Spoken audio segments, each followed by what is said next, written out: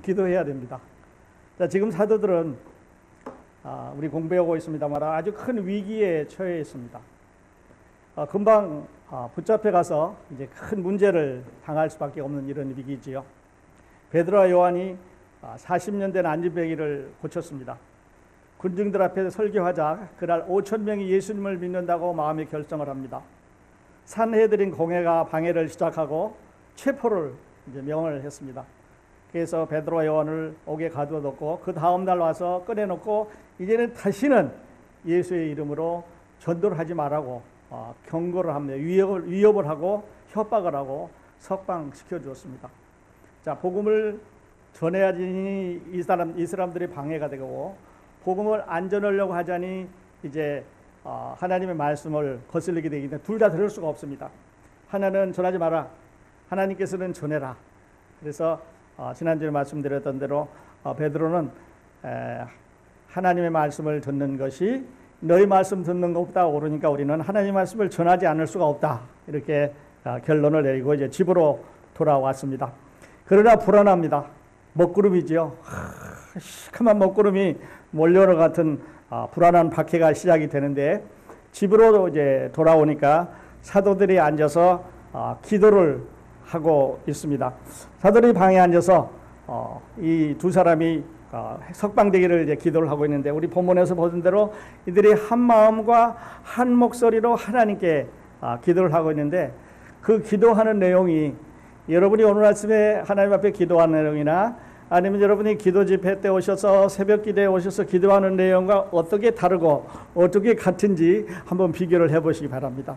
그래서 사도들은 응답을 받았는데 우리도 과연 그렇게 기도하고 있는지 같이 한번 보도록 하겠습니다. 사도들은 먼저 기도를 하면서 하나님, 저 사람들이 지금 우리에게 박해를 시작했으니까 하나님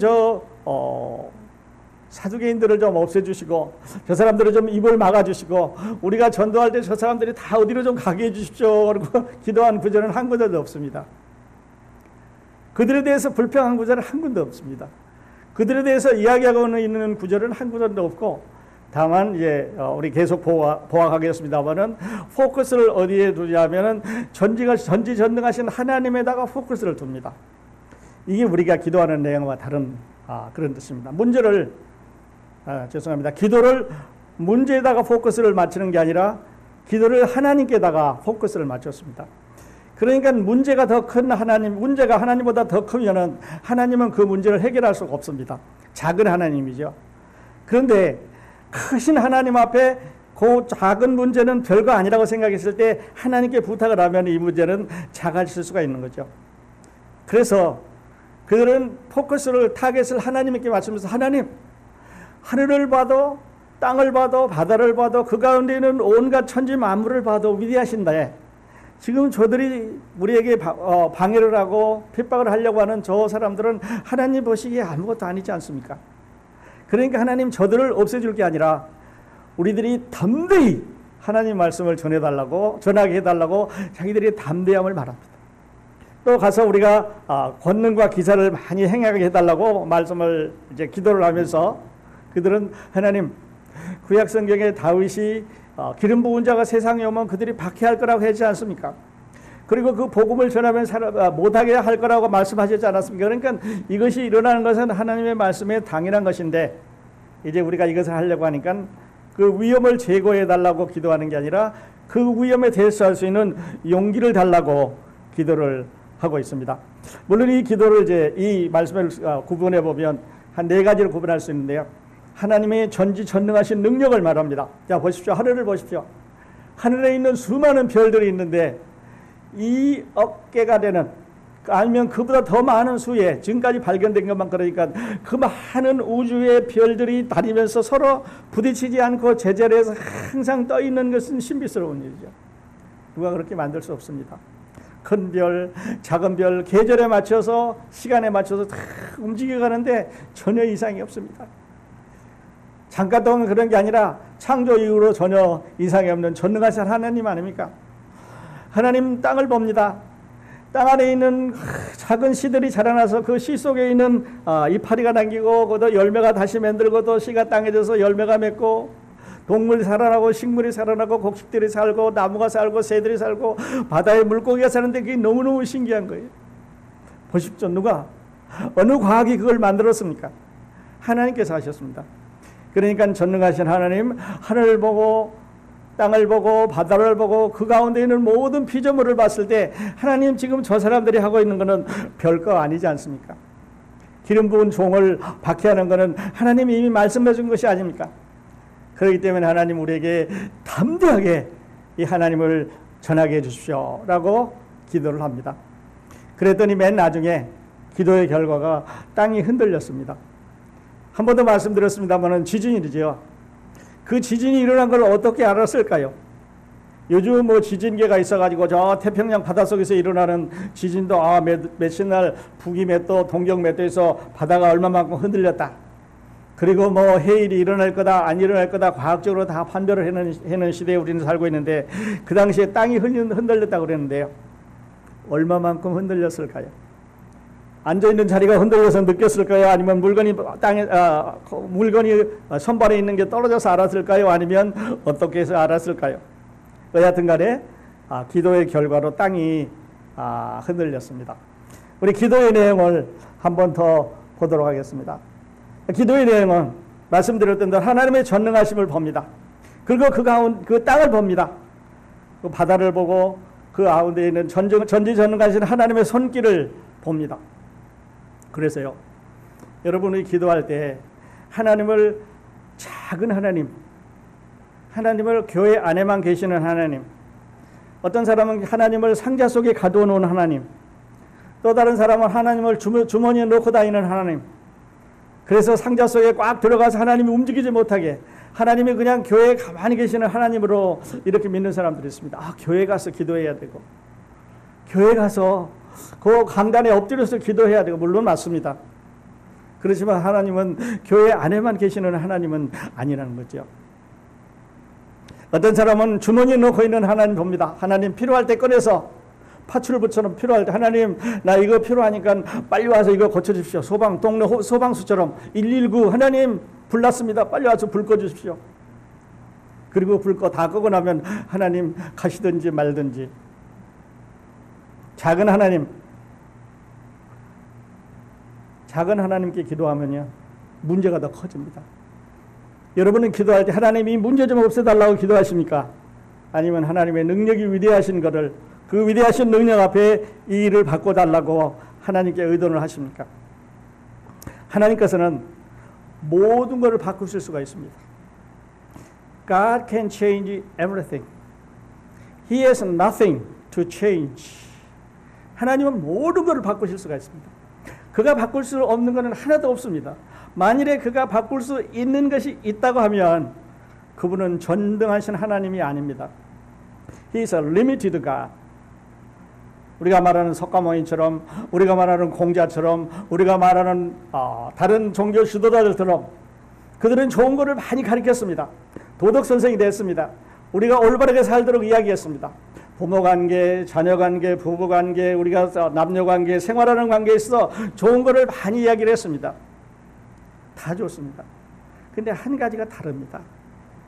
그들은 죽음에 대해서 얘기했지만 죽음 후에 어떻게 되는 것에 대해서, 다시 사는 것에 대해서 이야기를 하지 않았습니다. 설령 이야기했다 하더라도 좋은 곳에 간다고 말했지 그들이 가서 보고 와서 얘기해 준 사람은 아무도 없습니다. 그게 우리 하나님과 우리가 믿는 예수님과 그 종교 지도자들과 다른 점입니다. 그들도 다 훌륭한 교사들이고 훌륭한 선생님들이고 훌륭한 도덕을 가르쳤지만, 그러나 그들은 우리가 다시 사는 것에 대해서, 우리가 영원히 살 수 있는 생명을 가지고 있는 것에 대해서 이야기하지 못했습니다. 그러니까 다른 점이죠. 하나님께서 모든 것을 바꾸실 수 있습니다. 하나님께서 바꾸실 수 없는 것은 아무것도 없습니다. 뿐만 아니라 하나님께서는 이것을 바꾸실 때 사람과 의논하지 않습니다. 만일에 사람과 의논해서 하나님 이런 거 바꿔주십시오. 오늘 우리가 회의를 했는데 오늘 이렇게 바꾸는 게 좋습니다. 이렇게 해서 하나님이 그 이야기를 듣고 바꾸셨다면 그분은 하나님이 아니죠. 사람 가운데 조금 나은 사람이 될지 모르지만, 역사 어느 순간에서 조금 나은 가신 될지 모르지만 영원한 하나님은 될 수가 없습니다. 하나님은 His schedule, His plan, His program, 퍼펙트하게 자기가 결정하고 진행할 수 있는 그런 분이죠. 기도 내용 말씀을 드렸고 기도의 결과를 이제 보니까 지진이 났습니다. 성령이 충만이었습니다. 그리고 담대하게 하나님의 말씀을 전했습니다. 우리 마지막 절에 빌기를 다하며 모인 것이 진동하더니 무리가 다 성령이 충만하여 담대히 하나님의 말씀을 전하니라 그랬습니다. 두 번째는요. 첫 번째는 지진이 났고 두 번째는 성령이 충만했습니다. 성령이 충만하다 말은 성령이 차고 넘친다는 이야기인데요. 어떻게 알았을까? 2장에서는 성령이 충만한 것을 방언으로 나타났습니다. 성령이 충만해서 자기 지역의 말로 방언을 하기 시작했습니다. 한 곳에 모여있는 유대인들이 여러 곳에 모였는데 독일 사람, 영국 사람, 스페인 사람, 이태리 사람, 중국 사람, 한국 사람, 인도 사람, 여러 나라 사람이 모였는데 사도들이 이 얘기를 하니까 자기네 말로 다 알아들을 수 있었습니다. 전혀 공부해 본 적이 없는, 배워본 적이 없는, 대학에 가본 적이 없는, linguistic school, 언어학교에 가본 적이 없는 이런 사람들에게 자기네 지역의 말로 들리는 거에서 신기했습니다. 이거는 우리는 방언이라고 말했습니다. 사도행전 2장에서는 방언을 할 때 성령이 충만했다고 그랬습니다. 근데 여기서는 성령이 충만하다고만 그랬지 어떻게 나타났을까 하는 걸 우리가 모르죠. 기쁨으로 찬양을 불렀는지, 손뼉 치면서 서로 껴안으면서 감사를 했는지, 아니면 방언을 하면서 서로 상대방을 위로했는지 아무도 모릅니다. 누가는 그것을 우리에게 말해주지 않았습니다. 방언을 함으로 성령이 충만한 걸 나타냈더라 이렇게 했으면 그렇구나. 근데 여기서는 방언할 필요가 없습니다. 왜냐하면 다 유대인이니까요. 다 서로 아는 사람이니까요. 다 서로 아는 사람끼리 다른 나라 말로 써서 말할 필요가 없는 거죠. 그래서 성령이 충만했다고만 했습니다. 그리고 담대히 하나님의 말씀을 전했다고 하는데 하나님의 말씀을 어떻게 누구에게 전했을까도 누가는 말하고 있지 않습니다. 이와 같은 상황이 벌어졌을 때 누가는 여기 없었지요. 누군가가 나중에 누가에게 말해줬을 것입니다. 그때 무슨 일이 있어서 그래 그때 우리가 모였는데 땅이 흔들렸어. 얼마만큼 흔들렸어? 어떻게 흔들렸어? 그걸 어떻게 알았어? 요즘 같으면 그렇게 따져 모를 텐데요. 그냥 땅이 흔들렸다고만 적었지. 그런데요, 하나님이 나타나실 때는 땅이 흔들리는 이런 문제가 생겨납니다. 모세가 여러분 아시는 대로 애국을 탈출해서 3개월 후에 시내산이라는 데 도착했습니다. 시내산에 딱 도착을 해보니까 여러분 아시는 대로 높은 산입니다. 그러니까 6월절로 계산해 보면 딱 50일이에요. 이 숫자를 잘 보셔야 됩니다. 6월절 후에 50일 되는 날 시내산에 도착했습니다. 그래서 하나님께서 모세를 산 위로 부르시면서 너는 백성들한테 내려가서 옷을 빨고 3일 동안 기다리라고 말합니다. 그래서 모세가 백성들에게 내려와서 너희는 옷을 빨고 하나님께서 해주실 일을 3일 동안 기다려라. 그리고 세 번째 날 다시 하나님께서 모세를 부르셔서 번개가 치고 우레가 치고 빽빽한 구름 속에서 연기가 자욱하고 나팔 소리가 나는데 불 가운데서 하나님이 강림하셨습니다. 이스라엘 백성들은요 심장이 지금 두꺼워졌습니다. 왜냐하면 출애굽할 때도 놀랬지만 홍해가 갈라지는 걸 보고 놀랐습니다. 와, 하나님 능력이 대단하신 분이구나. 그 다음에 이제 길이 좁아서 내려오다가 불평하니까 불뱀을 만들고 구리뱀을 만들고 이런 사건을 통해서 이야, 하나님 대단하신 분이구나. 그러니까 우리는요, 이 바늘도둑이 소도둑 된다는 말이 있지요. 자꾸 좋은 거를 보면은 그냥 만성이 되는 것 같아요. 맛있는 것도 자꾸 먹으면 처음에는 맛있는데 별로 맛이 없어요. 하나님이 하시는 능력도 처음에는 막 굉장하고 무섭고 위험 있어 보였는데 이제는 그걸 보니까 그거 갖고는 안 되겠어요. 그래서 하나님에 대해서 만성이 돼 가는데 이때 시내산에서 나타나신 하나님은 지금까지 한 번도 경험해 보지 못한 하나님의 능력이 그 산 위에 확 나타났습니다. 번개가 납니다. 천둥이 칩니다. 빽빽하게 구름이 쌓입니다. 연기가 자욱하고 그 속에서 나팔 소리가 나고 불 가운데 하나님이 강림하시니까 엄청난 위험이 있는 거죠. 그러면서 하나님께서 산 아래 접근을 금지시켰습니다. 이스라엘 백성들에게 그 근처에 오면 돌로 쳐서 죽여라. 짐승도 못 올라오게 하라고 하나님을 볼 수 없도록 했습니다. 그리고 그곳에서 하나님께서 십계명을 주셨는데요. 여러분이 십계명, 우리는 그냥 십계명, 하나님께서 1계명, 2계명, 뭐 10계명, 10 commandments 이야기를 합니다. 그런데요, 따져놓고 보면 모세의 이 십계명만큼 인류에 중요한 영향력을 미친 가르침이 아직은 없습니다. 십계명이 모든 서양 법률의 기본이 됩니다. 우리 삶의 도덕의 기준이 됩니다. 그리고 하나님을 우리가 어떻게 섬겨야 되는가, 하나님을 어떻게 예배해야 되는가, 하나님을 어떻게 알아가야 되는가 하는 기준이 되는 스탠다드를 주셨는데, 그것이 바로 십계명입니다. 어마어마한 사건이죠. 모세가 산 위에서 40일 동안 기다렸다가 십계명을 받은 동안에 여러분이 아시는 대로 산 밑에서는 굉장한 일이 벌어졌습니다. 모세가 산 위에 올라가서 안 내려오니까 백성들이 귀걸이도 빼고 목걸이도 빼고 반지도 빼고 자기 애굽에서 갖고 올 때 모아온 모든 금을 모아가지고 그거를 부어서 송아지를 만들었습니다. 금송아지를 만들어가지고, 야, 우리를 여기까지 데려온 모세는 올라가서 죽었는지 살았는지 답도 없고 그냥 무섭기만 하니까 이제는 우리 하나님을 우리가 만들자. 그래서 이거를 man-made God이라고 말합니다. 사람이 만든 하나님. 다른 말로는 우상이지요. 사람들은 우상을 참 많이 만듭니다. 돌 모양으로도 만들고 나무로도 만들고 아니면은 어떤 그림으로 그려서 이미지를 만들고, 그래서 그거를 하나님이라고 그 돌 밑에 절을 합니다.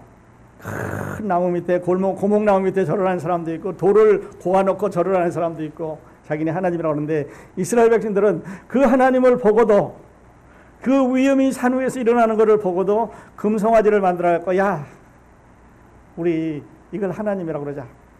그래서 금송아지 사건을 만들었는데요. 어떻게 보면 이런 생각을 해봅니다. 하나님, 이건 좀 부끄러운 얘기인데 이런 얘기 좀 기록하시지 마시지. 그랬으면 무슨 일이 일어났는지 아무도 모를 텐데 이 사람들이 이 잘못하는 이 창피스러운 일을 여기다 기록해 놓으니까 부끄럽지 않습니까? 성경은요, 좋은 것만 골라서 기록한 책이 아니에요. 성경은요, 성공한 사람들의 성공담만, 출세담만, 어느 날 무슨 일이 굉장히 잘했다는 이야기만 골라서 써놓은 기록이 아니에요. 성경은 잘못한 사람들의 얘기입니다. 아담이 잘못했습니다. 아브라함이 실수했습니다.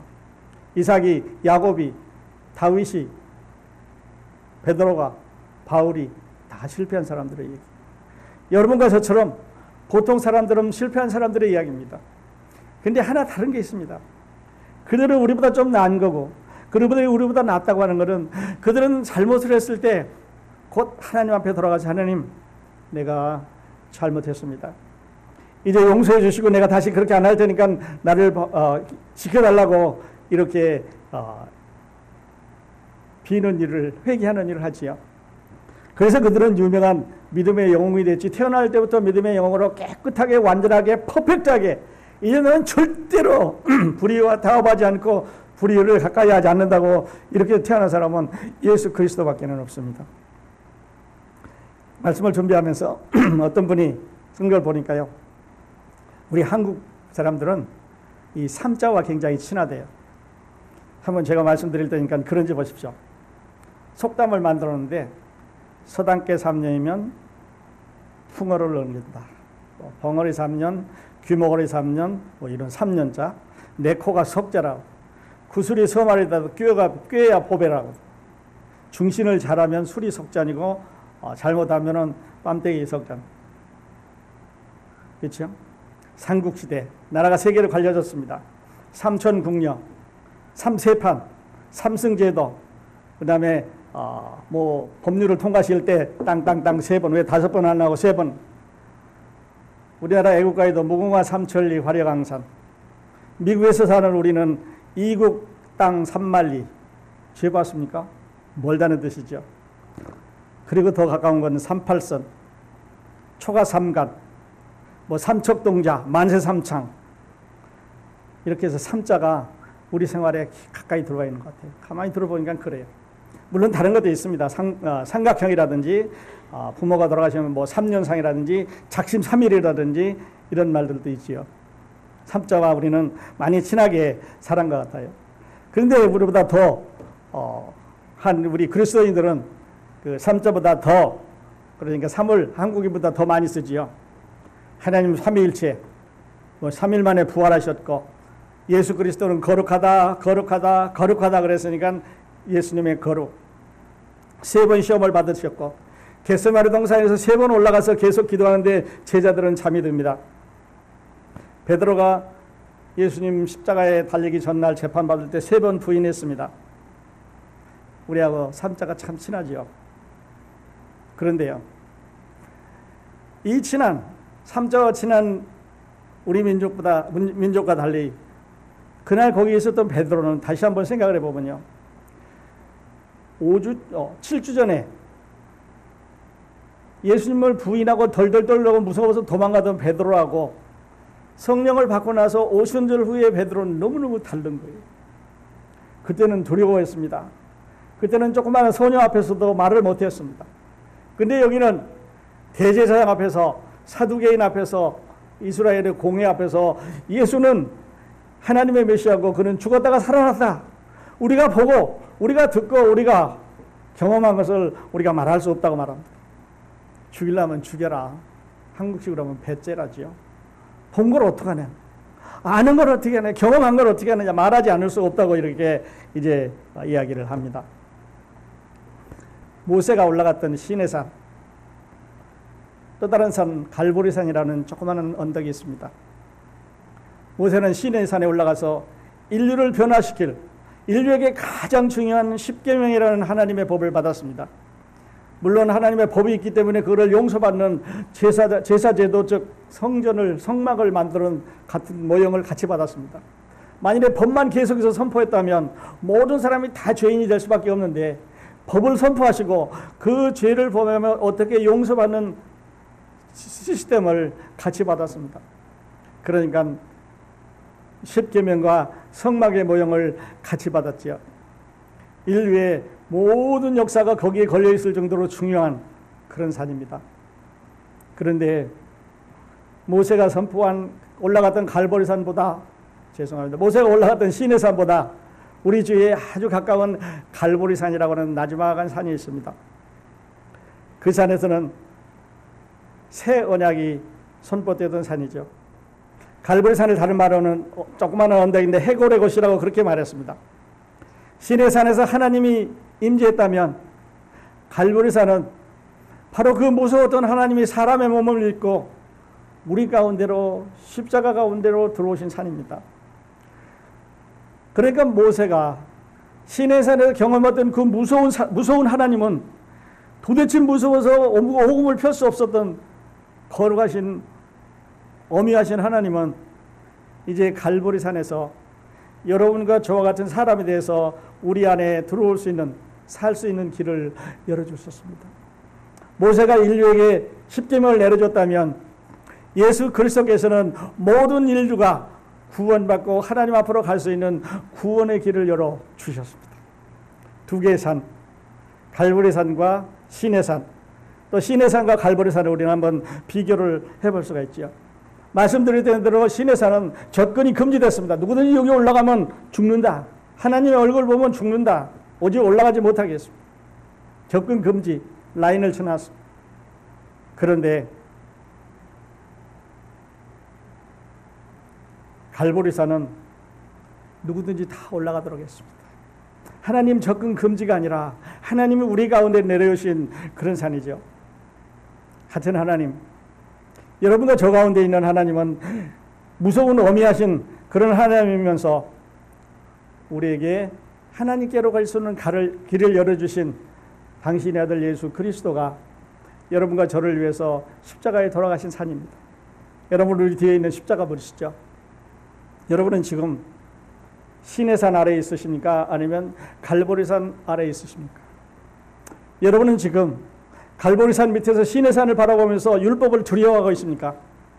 아니면 갈보리산 아래에서 예수 그리스도를 바라보면서 기뻐 찬송을 부르고 있습니까? 여러분은 무서워 떨고 있습니까? 아니면 기뻐 찬송을 부르고 있습니까? 예수 믿은 구원받는다는 이런 소식을 우리는 복음이라고 말합니다. 기쁜 소식이죠. 복음은 기쁜 소식이어야 됩니다. 그런데 복음을 듣고 두려워한다든지 복음을 듣고 무서워한다면 이거는 기쁜 소식이 아니겠죠. 우리들은 두 개의 산뿐만 아니라 두 사람의 아주 인류 역사에 중요한 사람이 있습니다. 여러분, 우리나라가 이제 경기를 합니다. 미국 국기를 탁 붙이고, 어떨 때는 우리가 한국인이 대해서 한국 국기를 탁 붙이고 나가서 경기를 해요. 근데 싸워서 이기면 우리는 다 기뻐합니다. 왜냐하면 우리나라 대표가 이겼으니까. 미국 대표가 이겼기 때문에 미국인으로서 우리는 기쁩니다. 우리들 때는 고향에 두고 온 사람들이 한국인으로 태극마크를 들고 사가서 읽으면 우리는 참 기쁩니다. 내가 안 이겼지만 우리를 대표하는 사람이 이겼기 때문에. 그래서 등수를 쫙 매겨서 미국이 1등하면 우리가 1등 같기도 하고, 한국이 3등이면 조그만 나라가 대단하다. 지구상에 저렇게 조그만 나라가 더 잘하는 나라가 어디 있겠냐고 우리는 자부심을 갖고 있어요. 그런데요, 아담은 우리 인류의 대표자입니다. 우리 인류의 대표자, 우리를 대표하던 아담이 하나님 앞에 죄를 범했습니다. 그러니까 모든 사람이 죄가 된 거죠. 그래서 아담 안에 우리 모두는 다 죽을 수밖에 없습니다. 근데 또 다른 한 사람이 있습니다. 우리는 그 사람을 예수 그리스도라고 소개해드리고 싶은데요.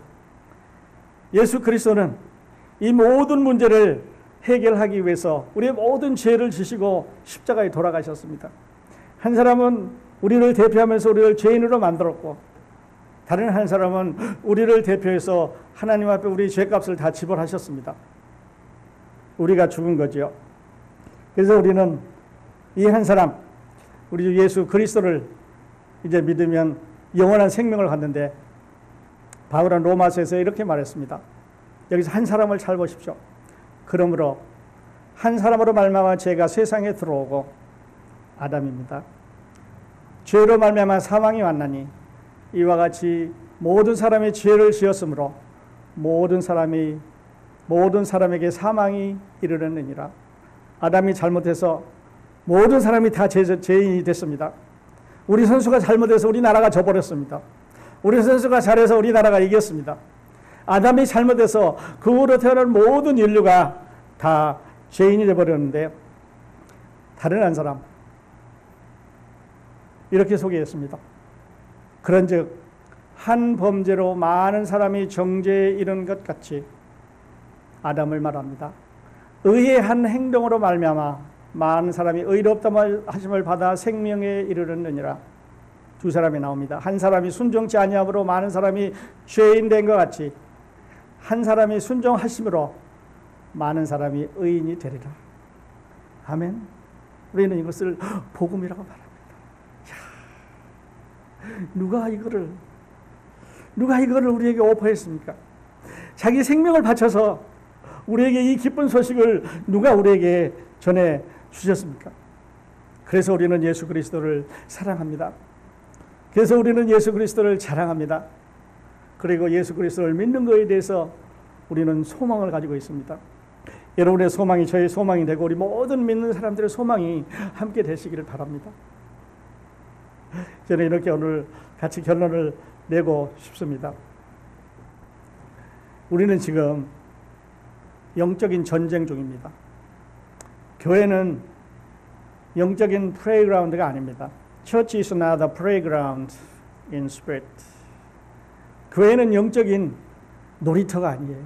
우리는 부모님들이 여기 계시고, 우리가 시설을 타든 그네를 타든 다른 직들을 타든 회전 이 기구를 타든 간에 옆에서 누가 지켜주기 때문에 편안히 놀 수 있는 놀이터가 아니에요.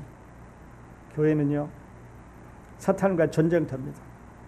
예배 시간 끝나면 언젠가 여러분의 머리 위에 사탄이 앉습니다. 아니면 어쩌면 예배 시간 중에도 여러분의 머리 위에 사탄이 앉아서 지금 생각을 자꾸 딴 데로 짜짜짜짜짜, 너 이거 걱정이지, 근심이지, 이거 안 하면 어떻게 될 건지. 하나님은 다 잊어버렸습니다. 두 개 같이 갈 수 없습니다. 세상 것을 염려하고 걱정하는 대신 걱정하면 하나님이 나오셔야 되고, 하나님으로 여러분의 마음에 가득 차시면 여러분은 온전한 예배를 드릴 수가 있는 겁니다. 지금 우리는 영적인 전쟁 중인데요.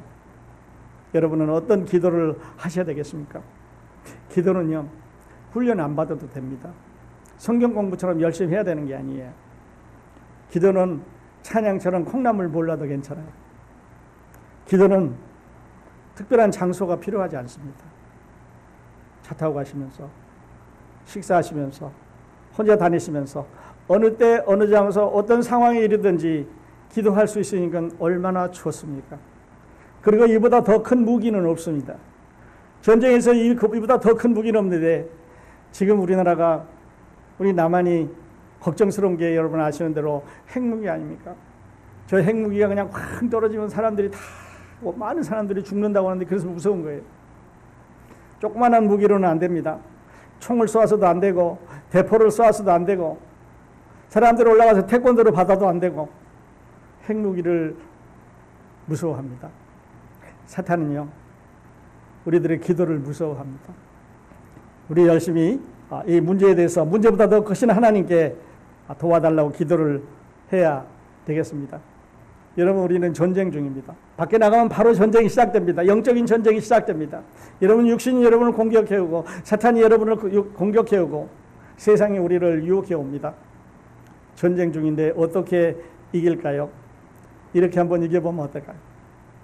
여러분, 언제 스스로 간절히 하나님께 기도해 본 적이 있으십니까? 만일에 여러분이 기도를 하지 않는다면, 만일에 우리 삶에 기도를 하지 않는다면 우리는요, 전쟁에서 가장 큰 무기를 쓰지 않는 것과 마찬가지입니다. 전쟁에서 금방 이길 수 있는 큰 무기를 쓰지 않는 것과 마찬가지. 여러분, 우리 기도해야 되겠습니다. 다시 본문으로 돌아가면 사도들이 이럴 수 있습니다. 야, 당신네들은 지금 71명이고 숫자가 많지 않아. 우리는 지금 몇천 명, 몇만 명이 들어오니까 대물을 일으킬 수 있어요. 야, 산해들이 물러가라. 바꿔주자. 예수 믿게 하자. 데모할 수 있습니다. 데모하자고 안 했습니다. 거기에서 사람들에게 더 많은 것을 가르치려고 하지 않았습니다. 방에 들어와서 하나님께 기도했습니다. 하나님, 전능하신 하나님, 전지하신 하나님, 이 상황 다 아시지 않습니까? 저들의 입을 막아달라고 하는 게 아니라, 저들을 물리쳐달라고 하는 게 아니라, 저들이 우리를 공격하지 못하게 하려고 부탁하는 게 아니라, 하나님, 우리가 담대하게 하나님 말씀 전하게 해주십시오. 더 담대함을 주십시오. 그거 우리들로 하여금 기적을 일으키고 이적을 일으켜서 저 사람들로 하여금 하나님을 무서워하게 두려워하게 도와달라고 기도를 하니까요, 기도의 포인트가 핀트가 다릅니다. 여러분은 언제 하나님의 위대하심에 대해서, 하나님의 전능한 하심에 대해서, 박스 안에 들어가시는 하나님 아니고, 주머니 포켓 안에 들어가시는 하나님 아니고, 여러분의 생각 속에 들어가는 제한되어 있는 갇혀있는 하나님이 아니고, 우주를 다스리시는 문제보다 크신 하나님에 대해서 언제 한번 진심으로 기도해 보셨습니까? 오늘 한번 해보시면 어떨까요? 그 다음에 마지막으로 세 번째는요, 어떨 때 우리는 기도 응답을 받지 못할 때가 있습니다. 기도 응답을 받지 못하셨습니까? 어쩌면 여러분은 하나님과 상관없는 기도의 리스트를 혹시 올려보냈는지 모릅니다. 여러분에 대한, 나에 대한, 우리에 대한 하나님의 계획이 있으신데, 우리는 그 하나님의 계획과 상관없이 나를 어떻게 해달라고 막 기도하니까 하나님이 안 주시는 거지요. 하나님이 어떻든지, 나에 대해서 어떤 계획을 갖고 계시는지, 이 상황에서 하나님 이것을 이길 수 있는 이런 저력을 달라고 한번 기도해 보면 어떨까요? 다시 말씀드려서 사도들처럼 기도의 초점을, 포커스를, 기도의 내용을 바꿔보면 어떨까요? 사도들은 말씀드렸던 대로 담대함을 달라고 그랬습니다. 무시무시한 먹구름이 더 밀려오는데 하나님 저 사람들 저 먹구름을 치워달라고 하는 게 아니라 이길 수 있는 담대함을 달라고 했습니다. 여러분, 이렇게 한번 기도해 보시면 좋겠습니다. 우리가 잘 아는 대로 사도 바울은 데살로니가전서 5장에서 이렇게 말합니다. 우리 한번 같이 읽도록 하겠습니다. 크게 한번 읽으십시다. 항상 기뻐하라, 쉬지 말고 기도하라, 범사에 감사하라. 이것이 그리스도 예수 안에서 너희를 향한 하나님의 뜻인지라. 아멘. 쉬지 말고 기도하시기 바랍니다. 기도합시다.